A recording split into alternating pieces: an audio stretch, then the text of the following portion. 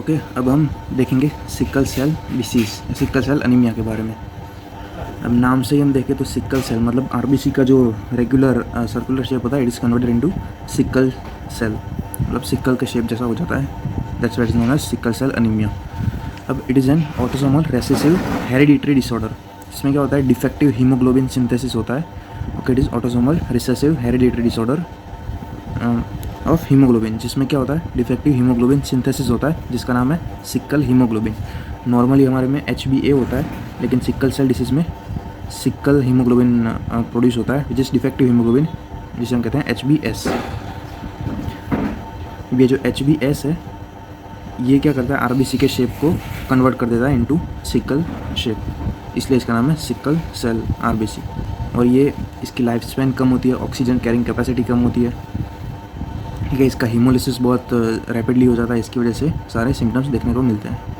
अब इसमें 3 एंटिटीज़ हैं मेजर, एक है सिकल सेल अनीमिया, एक है सिकल सेल ट्रेट। अब नॉर्मली आपको पता होगा हीमोग्लोबिन में 2 चेन्स होती है, alpha 2 and beta 2 globin chain. अब सिकल सेल अनीमिया, उसमें दोनों बीटा चेन में डिफेक्ट आता है, इसलिए इसको कहते हैं sickle cell anaemia. It's a homozygous state in which both beta globin chains are abnormal. जबकि सिकल सेल ट्रेट, इसमें क्या होता है, सिर्फ एक बीटा चेन में डिफेक्ट आता है, दूसरी चेन नॉर्मल रहती है। मतलब one gene is defective for HbS which is abnormal, while other gene is HbA which is normal. फिर लास्ट कंपाउंड हेट्रोजाइगस, जिसमें क्या होता है, दोनों में डिफेक्ट होता है, दोनों बीटा चेन में, लेकिन अलग अलग डिफेक्ट होता है। एक बीटा चेन में सिकल सेल वाला डिफेक्ट होगा, दूसरे में थैलेसीमिया वाला डिफेक्ट होगा, वो होता है कंपाउंड हेट्रोजाइगस। तो ये 3 एंटिटीज़ हो गई। ये था हमारा introductory part of sickle cell anaemia. फिर देखते हैं इसकी ईटियोलॉजी और पैथोजेनेसिस। अब ये सिकलिंग होती किसकी वजह से है, तो सबसे पहले ये जो सिकल हीमोग्लोबिन होता है, इसमें याद रखना AT, adenine to thymine substitution, adenine to thymine substitution हो जाता है in the codon 6 of beta globin gene. तो इसकी वजह से ही, ये सब्सटीट्यूशन की वजह से ही HbA is converted into HbS। Okay, adenine to thymine substitution in the codon 6 of beta globin gene. अब ये सब्सटीट्यूशन हुआ, इसकी वजह से ये पॉइंट म्यूटेशन था, इसकी वजह से रिप्लेसमेंट ऑफ ये जो गैग है, ये कोड करता है फॉर ग्लूटामिक एसिड, और ये GTGA कोड्स फॉर वैलिन। अब ये सब्सटीट्यूशन हुआ एडेनाइन टू थायमिन, तो इसकी वजह से जो गैग था वो बन गया GTG, तो normal glutamic acid residue is replaced by valine. ठीक है, तो हमें 2 चीज़ याद रखनी है, adenine to thymine substitution, glutamic acid to valine replacement या सब्स्टिट्यूशन। इसकी वजह से HbA converted into HbS, which reason sickling of the RBC. अभी इसके चेंजेस इन शेप आता है, it is mainly due to dehydration, कि उसके कॉज लिखे हुए बाय पोटेशियम लॉस होता है फ्रॉम द आरबीसी, तो इसकी वजह से डिहाइड्रेशन होता है। और इनिशियली ये sickling is reversible, but later it becomes irreversible, फिर उसे हम कहते हैं irreversibly sickled cell, irreversibly sickled cell. अब ये कुछ फैक्टर्स है विच फेवर सिकलिंग और विच हिंडर्स या फिर रिड्यूसेस सिकलिंग। तो एक कोई भी एबनॉर्मल हीमोग्लोबिन HbC या HB थैलेसीमिया वाला डिफेक्ट, वो फेवर करेगा सिकलिंग को। फिर blood slowing of blood stream, increase MCHC, decrease pH, infection, low oxygen tension, ये सब फेवर करेंगे। और ये नॉर्मल हीमोग्लोबिन HbA, HbF, लो या decrease MCHC, high oxygen tension, ये सारे रिड्यूस करेंगे सिकलिंग को। अब कॉन्सिक्वेंसेस ऑफ सिकलिंग क्या होती है, मतलब कौन से होगी कॉन्सिक्वेंसेस ऑफ सिकलिंग। अभी जो सिकल आरबीसी होती है, ये क्या करेगी, जब माइक्रो सर्कुलेशन में जाएगी, मतलब स्मॉल ब्लड वेसल्स में, तो वहाँ पे ये ऑब्स्ट्रक्शन प्रोड्यूस करेगी। It will produce obstruction in small vessels which will lead to tissue ischaemia and infarction, मतलब ब्लॉक कर देगी माइक्रो सर्कुलेशन को, जिसकी वजह से पहला कॉन्सिक्वेंस है microvascular occlusion which lead to ischaemia and infarction of tissue. फिर है हीमोलिटिक अनीमिया, मैंने अभी बोला सिकलिंग की वजह से ऑक्सीजन कैरिंग कैपेसिटी कम हो जाती है, हीमोलिसिस रैपिडली होता है, और जो सर्वाइवल होता है नॉर्मली 120 डेज, वो भी कम हो जाता है। तो इसकी वजह से it is more prone to haemolytic anaemia due to shorten survival. तो इसकी वजह से स्प्लीन रेडिकुलर एंडोथेलियल सिस्टम जल्दी उसको डिस्ट्रॉय कर देगा आरबीसी, इसकी वजह से होगा हीमोलिटिक अनीमिया। तो ये थे 2 कॉन्सिक्वेंसेस ऑफ सिकलिंग। अब क्लिनिकल फीचर्स देखते हैं सिकल सेल एनीमिया में। तो सबसे पहले हम चिल्ड्रन में देखेंगे, फिर एडल्ट्स में। ऑलमोस्ट सेम ही फीचर्स होंगे। तो ये सिकल सेल एनीमिया प्रेजेंट कब करता है? Between 3 month to 1 year. कोई 3 मंथ से पहले HbF प्रेजेंट होता है, जो कंपनसेट कर देता है जो लो ऑक्सीजन कैरिंग कैपेसिटी होती है HbS की। वो HbF की कैपेसिटी 4 टाइम्स ज़्यादा होती है compare to normal adult haemoglobin. पहला clinical feature, it will become more prone to infection. ठीक है, more prone to infection like pneumonia, meningitis, salmonella, ये सब इन्फेक्शंस हो सकते हैं। This defect in complement pathway, septicaemia, meningitis, osteomyelitis, bone involvement भी होगा। कोई second feature, bone involvement, dactylitis, hand foot syndrome and dactylitis. अब कुछ क्राइसिस भी होते हैं, वो मैं अभी आपको बाद में समझाऊंगा। ये 2 पॉइंट बाद में समझाता हूँ लास्ट में। फिर एक्यूट चेस्ट सिंड्रोम होगा, जो हमने बोला था कि माइक्रोवास्कुलर ऑक्लूशन करता है, तो लंग्स के जो वेसल्स होते हैं, पल्मोनरी वेसल, वहाँ पे ऑक्लूशन करेगा, तो उसके वजह से इन्फेक्शन, इन्फेक्शन, फिर chest pain, fever, respiratory distress, वो सब होगा, तो इसकी वजह से एक्यूट चेस्ट सिंड्रोम। फिर other like stroke, coronary syndrome, या कहीं पे भी ऑक्लूशन कर सकता है और वहाँ पे उसके कॉन्सिक्वेंसेस हो सकते हैं। फिर एडल्ट्स में ऑब्वियसली अनीमिया होगा, it is severe haemolytic anaemia. Severe haemolytic anaemia, साथ में हमें जॉन्डिस के भी फीचर्स देखने को मिलेंगे, which is unconjugated indirect bilirubin, unconjugated bilirubin.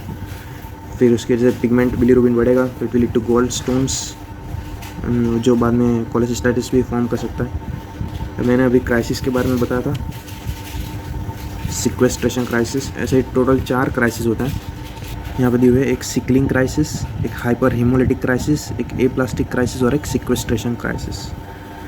तो जो चिल्ड्रन में सिम्टम्स है वो बताता हूँ। सबसे पहले सिक्वेस्ट्रेशन क्राइसिस, तो इसमें क्या था, RBC की लाइफ स्पैन कम हो जाती है, तो उसकी वजह से डिग्रेड होने के लिए वो स्प्लीन में जल्दी जल्दी आ जाएंगे, तो जो स्प्लीन का लोड होगा वो बढ़ जाएगा। तो इसकी वजह से पहले होगा एनलार्जमेंट ऑफ द स्प्लीन, मतलब स्प्लीनोमेगाली होगा। उनके initially there will be splenomegaly due to sudden trapping of blood in the spleen and liver which cause rapid enlargement of the liver and spleen. फिर उसके बाद क्या होगा, मैंने भी बताया था, माइक्रोवास्कुलर ऑक्लूशन करेगा, तो स्प्लीनिक वेसल्स को भी ऑक्लूड करेगा, तो उसके बाद स्प्लीनिक इन्फेक्शन होगा। रिपीटेड इन्फेक्शन के बाद क्या होगा, जो स्प्लीन की होगी वो एट्रोफी होने लगेगी, स्प्लीन की एट्रोफी होने लगेगी, और फिर इट विल लीड टू ऑटोस्प्लीनेक्टोमी, मतलब स्प्लीन डिग्रेड तो नहीं है लेकिन बहुत स्मॉल साइज़ का हो जाएगा, विच इज़ ऑटोस्प्लीनेक्टोमी। अपने आप ही हो रहा है, इसलिए नाम दिया ऑटोस्प्लीनेक्टोमी। ओके, एक क्राइसिस हमने देख लिया, विच इज़ सिक्वेस्ट्रेशन क्राइसिस। दूसरा देखें सिकलिंग क्राइसिस, इसका दूसरा नाम है इन्फार्क्शन क्राइसिस। तो इन्फार्क्शन क्राइसिस इसमें होता क्या है, सेम माइक्रोवास्कुलर ऑक्लूशन होता है, blockage in the micro circulation by sickled RBC। इसकी वजह से हाइपोक्सिया और इन्फेक्शन होती है, इस्चीमिया होता है। तो जहाँ पे भी ऑक्लूशन होगा वहाँ के सिम्टम्स और साइंस दिखेंगे हमें। तो अगर बोन में हुआ तो बोन पेन होगा, bone infection, bone ischaemia, avascular necrosis वो होगा। लंग में होगा तो एक्यूट चेस्ट सिंड्रोम हमने बताया था, fever, cough, chest pain, pulmonary infection. Spleen में होगा तो एब्डोमिनल पेन होगा, ऑटोस्प्लीनेक्टोमी होगी। फिर अदर साइड कोई भी दूसरी साइड में हो, like mesenteric infection, cerebral infection, renal occlusion, मतलब रीनल इन्फेक्शन कहीं पे भी हो सकता है। ये था सिकलिंग क्राइसिस, 2 हो गए। अब थर्ड है हाइपर हीमोलिटिक क्राइसिस। ये भी पहले बता दिया था कि RBC की लाइफ स्पैन कम हो जाती है, तो spleen it will be rapidly degraded या destroyed by the reticular endothelial system. इसकी वजह से हीमोलिटिक क्राइसिस होंगे। हीमोग्लोबिन लेवल भी कम होगा, इसकी वजह से हीमोग्लोबिन लेवल भी कम होगा, और लीवर और स्प्लीन एनलार्ज्ड होंगे इनिशियली। ओके, थर्ड हो गया। अब लास्ट है एप्लास्टिक क्राइसिस। अब एप्लास्टिक मतलब बोन मैरो फेलियर होगा, मतलब बोन मैरो में कुछ भी प्रॉब्लम होगी, तो there is suppression of bone marrow erythropoiesis. Bone marrow erythropoiesis उसका सप्रेशन होगा, किसकी वजह से, बाय पार्वोवायरस B19 इन्फेक्शन। तो यहाँ पे लिख देता हूँ aplastic due to parvovirus B19। ये क्या करेगा, बोन मैरो सप्रेशन, तो इसकी वजह से एप्लास्टिक अनीमिया होगा, एप्लास्टिक क्राइसिस होगा। ये थे 4 क्राइसिस। फिर कौन से, sickling crisis, sequestration crisis, haemolytic anaemia crisis और एक एप्लास्टिक क्राइसिस। फिर क्लिनिकल फीचर्स को 2 में डिवाइड किया हुआ है। इफेक्ट ऑफ क्रॉनिक हीमोलाइसिस, जो ये 4 है, which is cardiac failure, jaundice, haemolytic anaemia, pigment stones. फिर दूसरा इफेक्ट ऑफ वास्कुलर ऑक्लूशन, जो कहीं पे भी ऑक्लूशन हो सकता है वहाँ पे क्लिनिकल फीचर्स प्रेजेंट होंगे। बोन में हुआ तो osteomyelitis, aseptic bone necrosis, autosplenectomy, renal infection, chest, acute chest syndrome, retinopathy, stroke, leg ulcers, dactylitis, ये सब। तो ये था पूरा क्लिनिकल फीचर्स। फिर इसके इन्वेस्टिगेशन, तो इन्वेस्टिगेशन एक हमें एविडेंस ऑफ हीमोलिसिस दिखेगी, जिस इंट्रावास्कुलर हीमोलिसिस, इसमें हमें जॉन्डिस, फिर हीमोग्लोबिनेमिया, ये सब देखने को मिलेगी। फिर ब्लड काउंट लो हो जाएगा, हीमोग्लोबिन 6 to 8 ग्राम पर डेसीलीटर। पेरिफेरल स्मीयर में हमें सेल्स दिखेंगे विच आर सिकल सेल। ये जो सेल दिख रहे हैं ये they are sickle cell, long elongated with pointed ends.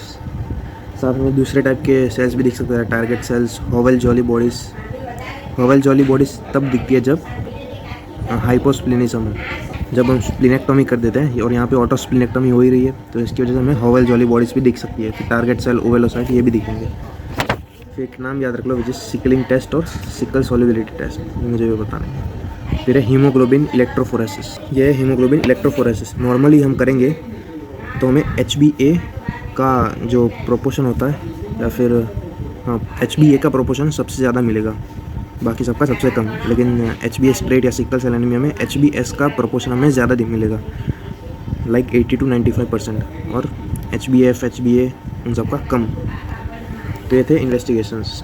इससे पहले evidence of haemolysis, blood count, peripheral smear जिसमें सिकल सेल दिखेंगे, Howell Jolly body, target cell, ovalocyte, sickling test और सिकल सॉल्युबिलिटी टेस्ट, फिर हीमोग्लोबिन इलेक्ट्रोफोरेसिस। अब इसके management, ऐसा कोई भी स्पेसिफिक मैनेजमेंट है नहीं।